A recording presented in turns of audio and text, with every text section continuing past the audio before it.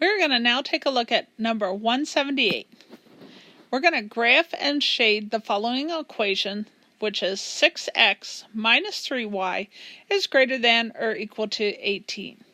We have to first start by getting y by itself. So we are going to subtract 6x from this side and subtract 6x from this side, which gives us negative 3y is greater than or equal to negative 6x plus 18. We do not combine these because they are not like terms. Now we're going to divide everything by negative 3. And since we're dividing a negative 3 off of y, we have to flip the sign because when you divide by a negative, you flip the sign. Which now gives me y is less than or equal to negative 6x divided by negative 3, which is 2x, and 18 divided by negative 3, which is negative 6. So my new equation is y is less than or equal to 2x minus 6. Now I'm going to determine the slope.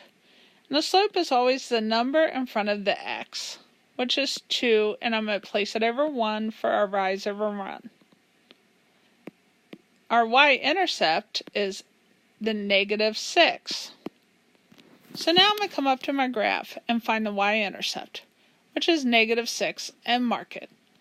Then I'm going to use my slope and rise 2 and run 1. And then I'm going to rise 2 and run 1 again, and rise 2 and run 1 again. Now I'm going to draw my line. Now we need to shade. In order to shade, there are two ways that you can know which side to shade on.